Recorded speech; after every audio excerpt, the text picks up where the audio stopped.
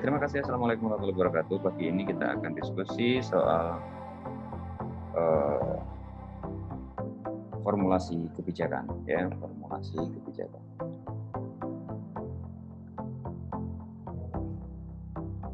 Nah, sebagaimana kita diskusikan kemarin, ini adalah bagian dari keseluruhan proses, ya, yang ada di dalam kebijakan publik. Ya, formulasi itu adalah sebuah proses, ya, pembentukan bagaimana kemudian kebijakan itu dilakukan. Masih ingat kemarin ada proses agenda setting, ya, proses agenda setting. Ini adalah proses mengumpulkan apa yang menjadi masalah.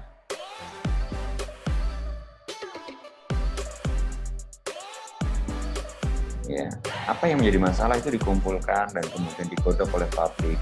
Kemudian akhirnya disimpulkan bahwa inilah yang menjadi masalah. Nah, bahwa kemudian ada proses-proses di belakangnya yang misalnya muncul ada seperti kemajuan perkembangan pengetahuan sekarang hari ini dengan adanya electronic government dan semacamnya, itu kemudian membawa pengaruh kepada munculnya depolitisasi, yaitu mengabsenkan kehadiran publik ke dalam proses kebijakan publik melalui proses-proses yang hanya sekedar administratif. Ya. Nah, ketika kemudian masalah sudah diidentifikasi apa masalahnya, ya kan?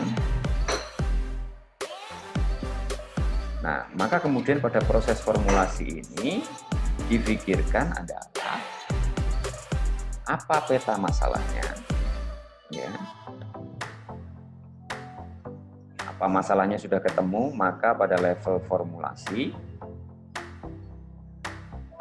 maka kemudian dipetakan adalah peta solusinya.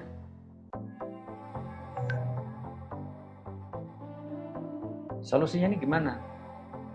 Nah, setelah solusinya dirumuskan, diambil dengan beragam opsi, maka kemudian diambil keputusan, satu keputusan mana yang kemudian dijadikan prioritas kebijakan. Katakanlah dalam konteks kemiskinan misalnya, dalam konteks kemiskinan, solusinya apa? Apakah memberikan pelatihan? Apakah memberikan sumbangan? Apakah berdoa, apakah apa dan semacamnya. Nah, itu kemudian yang menjadi rumusan daripada kebijakan publik itu. Kalau memberikan pelatihan, maka programnya, solusinya dibuatlah sebanyak-banyaknya program-program pelatihan. Kalau memberikan modal, berarti diberikan sebanyak-banyaknya modal. Kalau solusinya adalah doa, ya banyak-banyak dibuat pengajian. Itu tergantung dari bagaimana formulasi kebijakan yang sedang dirumuskan.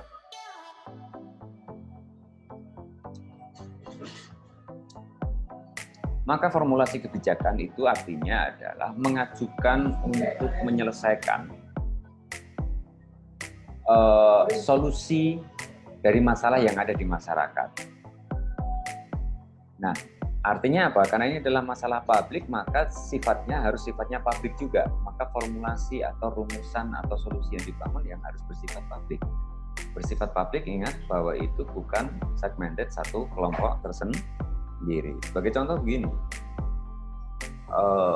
ada perbedaan kebutuhan antara penjahit dengan misalnya peternak ayam, gitu misalnya.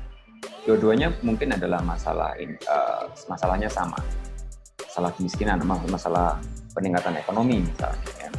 Penjahit bisa jadi kebutuhannya adalah pelatihan, sedangkan peternak ayam jadi solusinya adalah pedagang. Tetapi sebagai sebuah kebijakan publik, maka kemudian tidak bisa mewadahi semuanya. Maka bagaimana nih caranya? Dan itu yang harus dipikirkan oleh seorang pembuat kebijakan. Nah, ini teman-teman yang harus menjadi kesadaran daripada si pembuat kebijakan. Oke ya. Nah, selanjutnya adalah maka sebenarnya substansi dari namanya formulasi kebijakan, ya ini saya gedein, saya pindah di sini deh kalau gitu. Substansi dari formulasi kebijakan itu adalah bagaimana menciptakan sebuah kebijakan yang rasional secara publik, ya, perencanaan yang rasional, tetapi juga mengakomodasi reaksi subjektif dari masyarakat. Nah, ini dua pendekatan yang relatif sedikit berbeda, gitu. Kalau kita gambarkan, ya, sebuah pendekatan rasional bisa dilakukan dengan beragam riset, gitu misalnya, ya, dengan review, ya, dengan proyeksi, ya, peramalan, seleksi, dan semacamnya. Artinya, ketika merumuskan sebuah kebijakan bisa dilakukan dengan yang sifatnya adalah rasional planning, ya, ahli-ahli dikumpulin, kemudian diriset, kemudian angka-angka dikeluarin, prediksi-prediksi, wow, dari nimbling. Bisa. Tetapi juga jangan dilupakan bahwa di dalam konteks kebijakan publik juga kita perlu mewadai namanya subjektif reaktif. Bagaimana kemudian isu itu dipengaruhi oleh pengalaman, nilai, ideologi politik seseorang dan juga reaksi publik. Jadi ada unsur-unsur subjektif di situ. Ya, ini di sini ada ideologi nih. Kalau partainya religius maka banyakkan akan isi pengajian. Kalau partainya nasionalis misalnya akan lebih banyak isu-isu yang sifatnya common. Ya, kalau partainya teknokratis ya lebih banyak infrastruktur. Jadi ideologi itu juga kemudian menjadi pengaruh terhadap bagaimana terbentuknya formulasi kebijakan. Itu yang harus disadari oleh teman-teman. Tidak nanti dalam proses ya. Jadi termasuk juga pengalaman, ya, pengalaman dari pembuat kebijakannya, dari stakeholder-nya, ya, itu juga sangat berpengaruh, ya, pengalaman nilai, keyakinan dan semacamnya, ya. Makanya kemudian kalau kita lihat, ya, di setiap kabupaten itu selalu memiliki ciri khas yang sangat melekat kepada karakter si bupatinya atau si wali kotanya.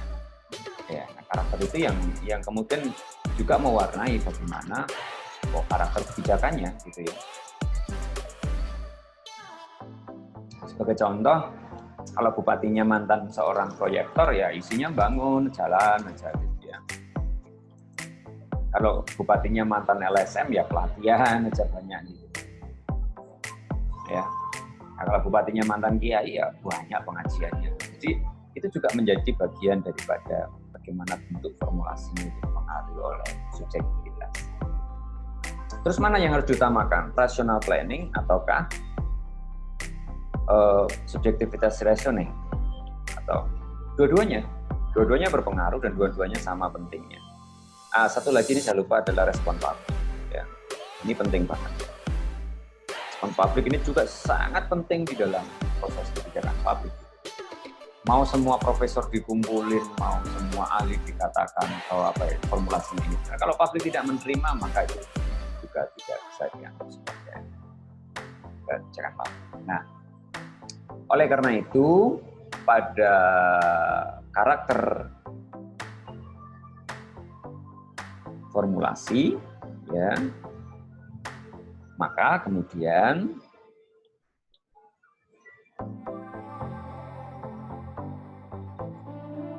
seharusnya, ini idealnya, karakter formulasi dari kebijakan itu adalah akumulasi dari praktek politik.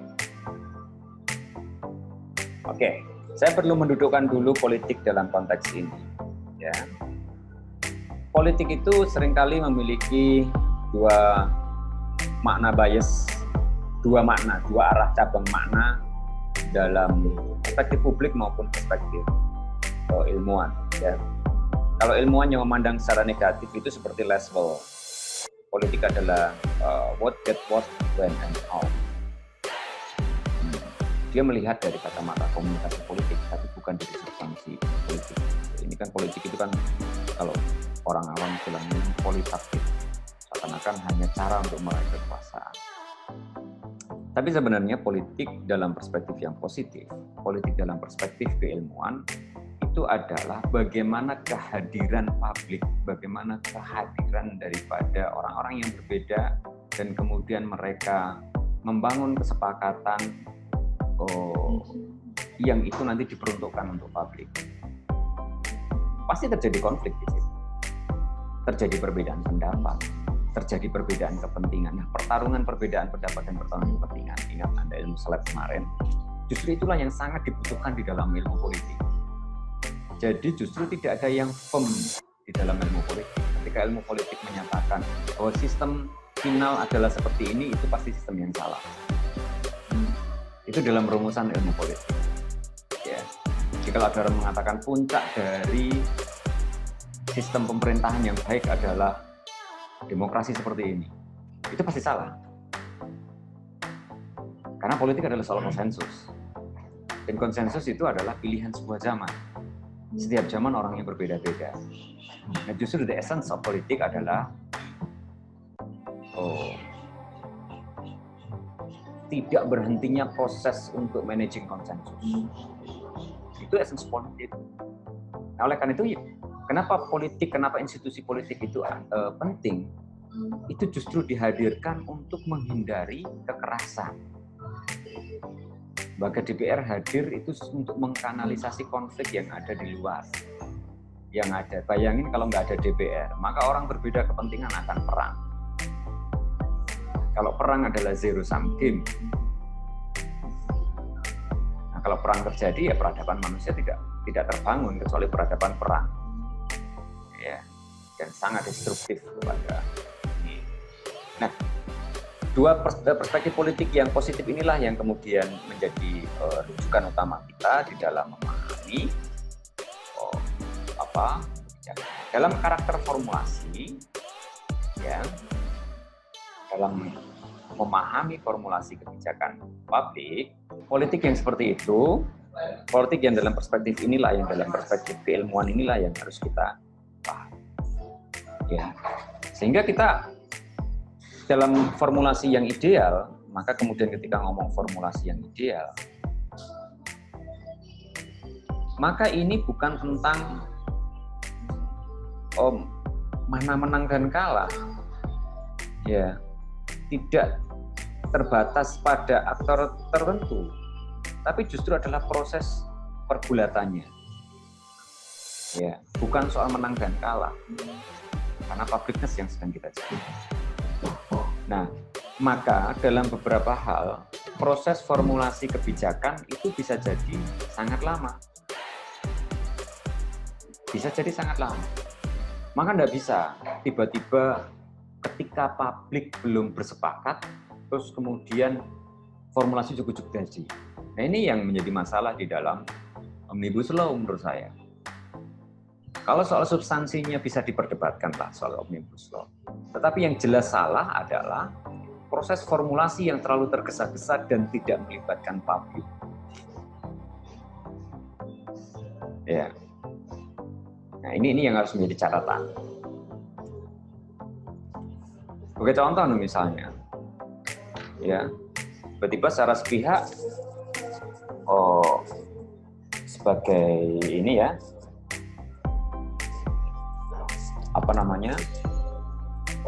visip gitu misalnya, secara sepihak tiba-tiba menaikkan biaya SPP.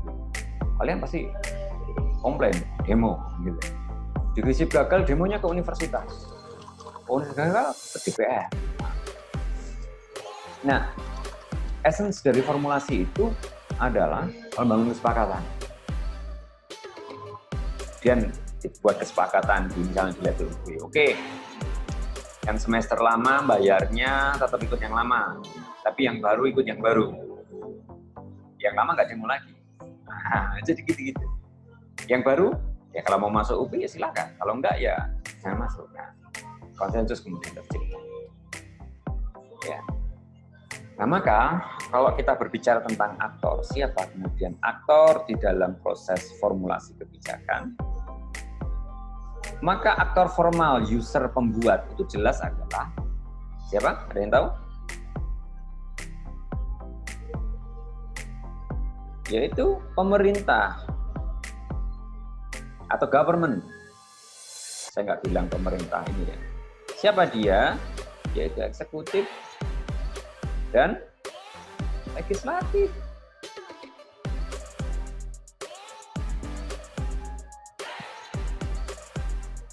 Nah, maka sebenarnya idealnya memang adalah eksekutif dan legislatif itu memang berbeda pandangan. Cuman memang kalau terlalu berbeda itu ya kayak mesin padi. Setelnya kekencengan, akhirnya konflik. Substansi masalahnya tidak pernah muncul.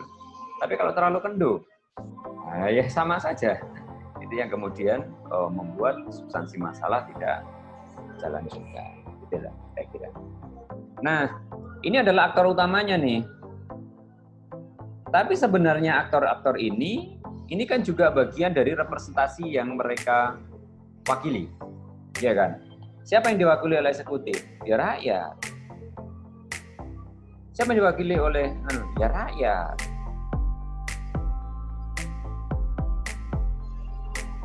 Nah, cuman faktanya bahwa di dalam relasi kekuasaan ada aktor-aktor di luar pemerintah.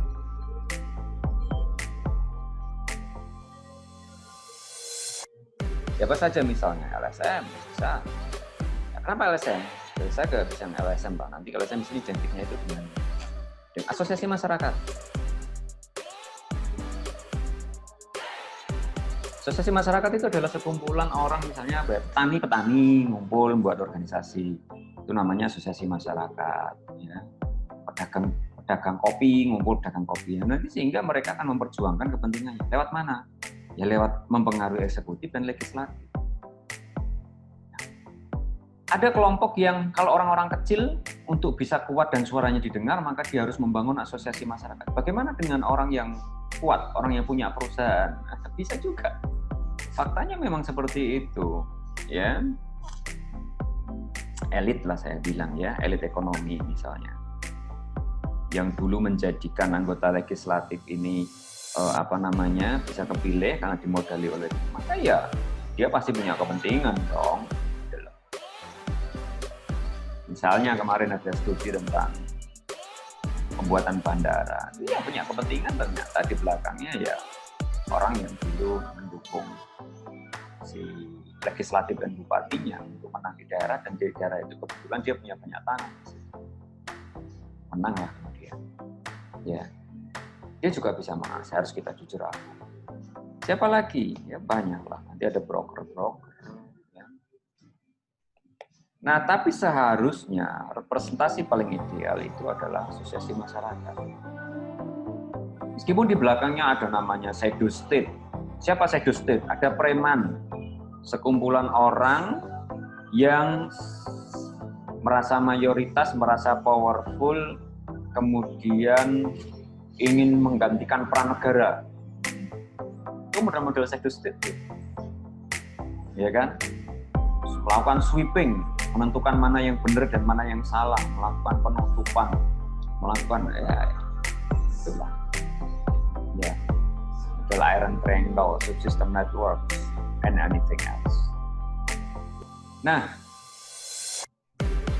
kemudian kalau kita memilah fokus kajian di dalam formulasi kebijakan, maka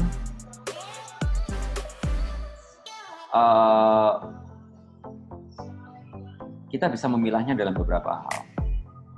Ada formulasi, ya, unit analisisnya, yang berbasis pada subjek kajian.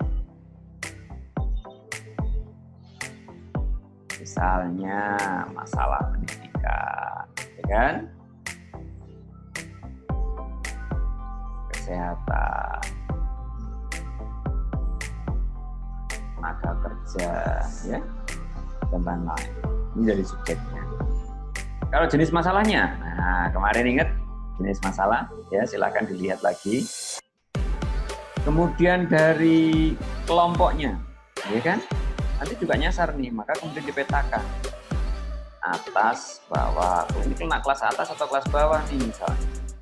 Pajak motor mewah ya nggak ngaruh bagi orang kecil, bagi orang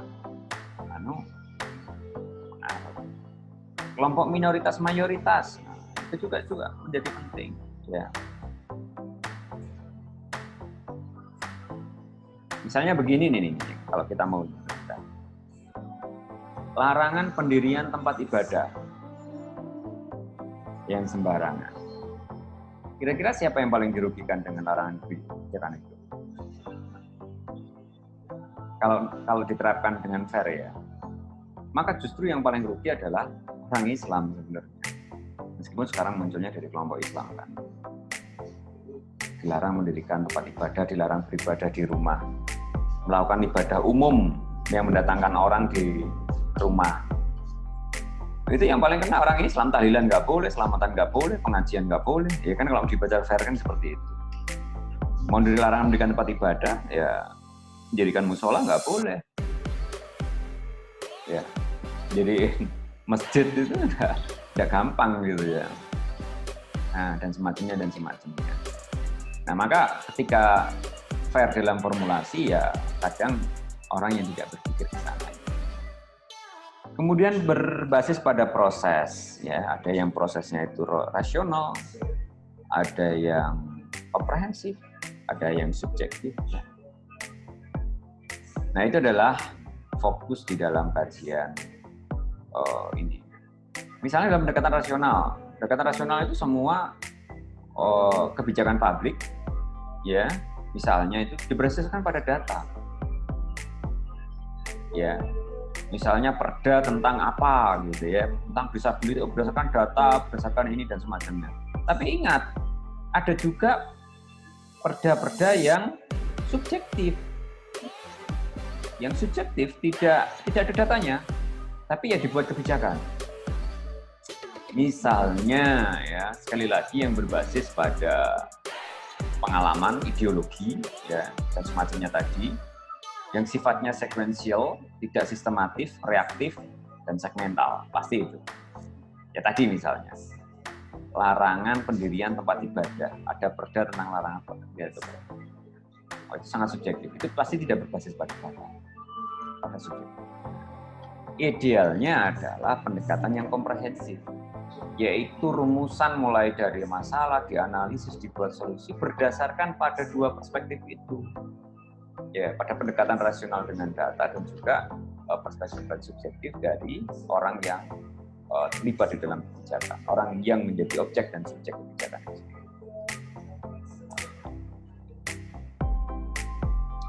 Nah, sedangkan dari karakter tipe pembuat kebijakan, tipe formulasinya, ya.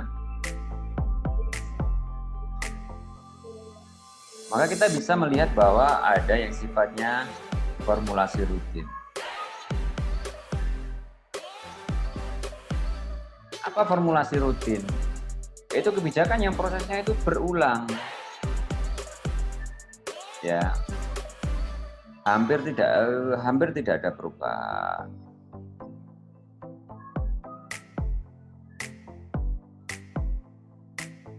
Pada isunya, ya dan semacamnya. Ini biasanya adalah, sebagai contoh adalah infrastruktur. Ya, karena kebijakan perbaikan jalan ya itu ya berulang ya begitu. Sama, setiap tahun sama, menentukan juga sama. Nah, ada tipe yang kedua yaitu formulasi analogius.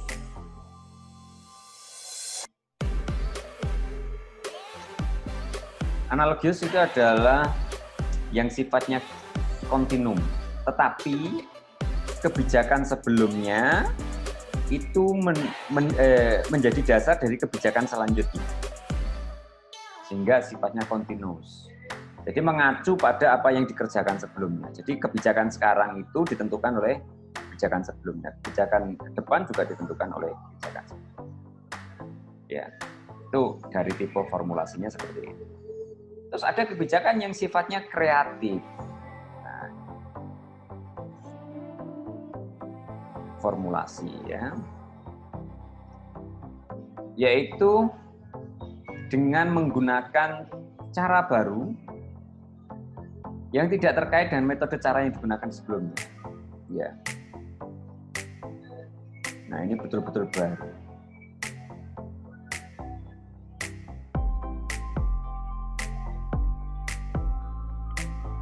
Ya, maka kemudian kita bisa ngelihat ini kebijakan tipenya kebijakan apa nih? Ya, jadi Anda juga tahu gitu. Nah, bisa dilihat dari karakter situ. Kemudian model-model pengambilan keputusannya juga macam-macam. Ada namanya ya pengambilan keputusan, model pengambilan.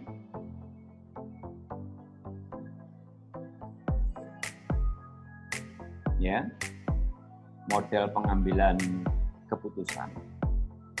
Model pengambilan desain ya keputusannya. Kebijakan. Kalau kita petain ya macam-macam juga. Yang pertama adalah model rasional.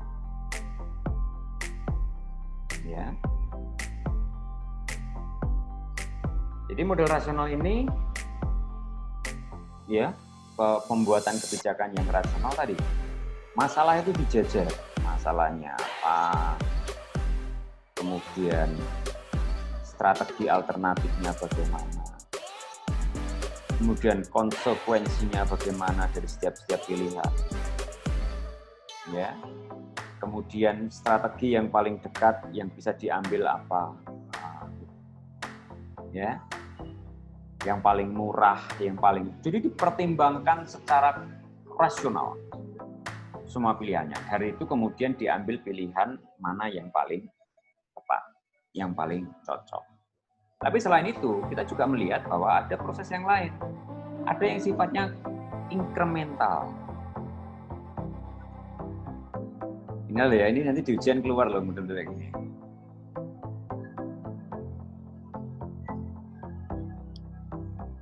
Nah, biasanya di dalam inkremental, itu tidak semua hal dipertimbangkan. Karena belum tahu persoalannya, solusinya seperti apa. Dicoba dulu lah. Bahasanya itu trial and error.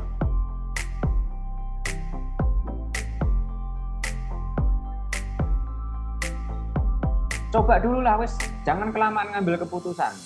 Nah, itu kadang karakter kebijakannya. Jangan kelamaan, coba dulu. Nanti kalau salah, kita perbaiki untuk kebijakan selanjutnya. Nah, trial and error ini menjadi basis untuk melakukan revisi. Melahirkan strategi baru. Jadi inkremental, sifatnya nanti kontinum juga, ya. Kalau komprehensif sudah dipikirkan, semua ahli diriset, ini semua kemungkinan yang bisa dipikirkan. Sedangkan inkremental enggak, jajal dulu, coba aja ya, sikat aja, nah gitu ya. Nanti Anda akan nemu juga kata-kata. Ada lagi yang ketiga, yaitu model Geer-Betz-Kenn.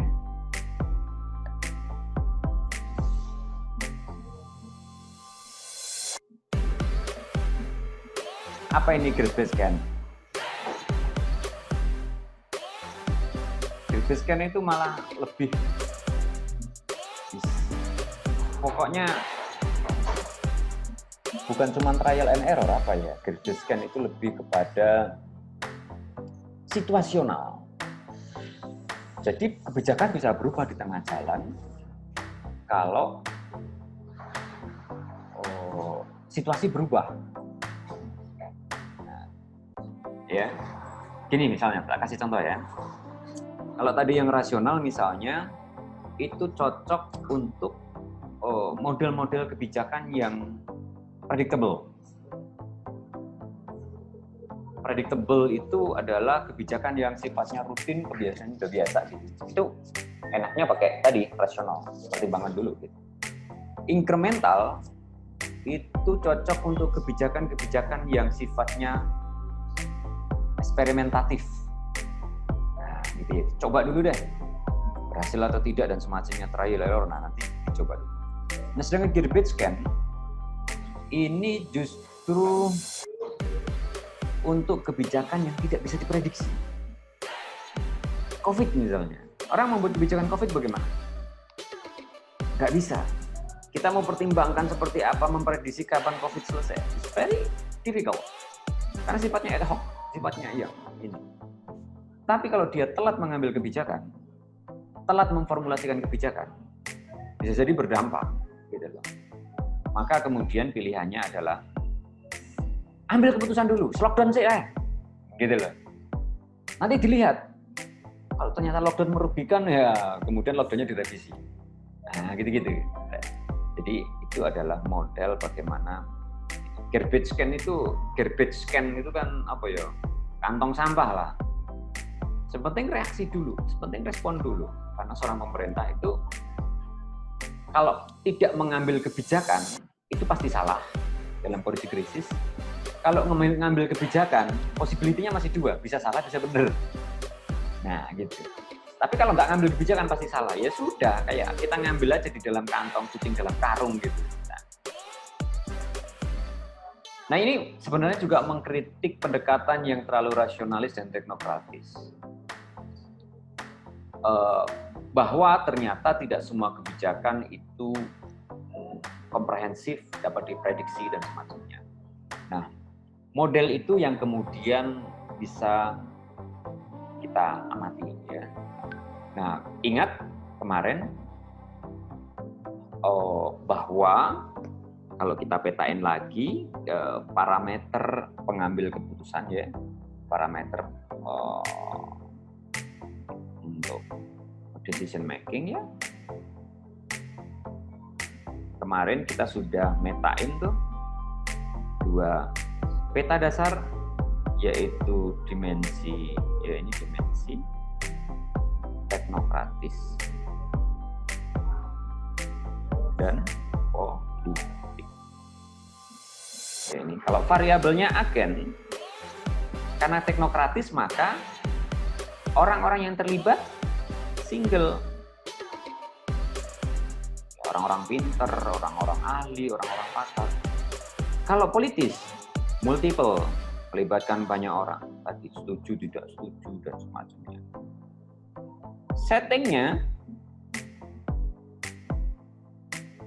Settingnya itu single close. Tadi rasional, komprehensif, dan semacamnya, ya. Kemudian kalau yang ini adalah multiple open. Ya, kan namanya orang banyak, ya. Orang banyak ya pikirannya macam-macam gitu. Problemnya itu pasti. Gitu kan, kayak orang diskusi aja. Problemnya itu adalah pasti.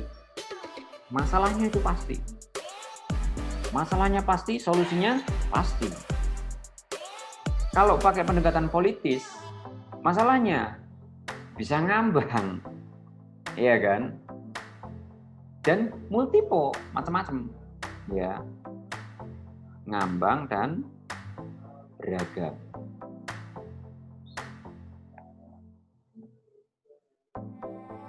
Informasinya,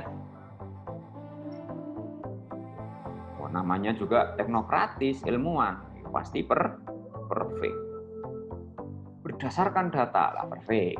Sempurna, nggak ada yang rating guys berdasarkan data, ya, Rek. Ya. Kalau yang satunya politis, contested, masih diperjuangkan. Ya kan? Menurut saya, nah gitu pasti. Nah, sedangkan waktunya, ya, tak terbatas, infinite, sedangkan ini adalah manipulate, berdasarkan pada kepentingan per orang. Itu kira-kira kan, kawan. Nah, kawan-kawan, itu tadi adalah pembahasan kita tentang decision making, yaitu kira-kira untuk proses formulasi kebijakan. Silahkan nanti kalau ada pertanyaan, ada respon, ada sanggahan, and so on and so on. kita lanjutkan. Sekian dari saya. Assalamualaikum warahmatullahi wabarakatuh.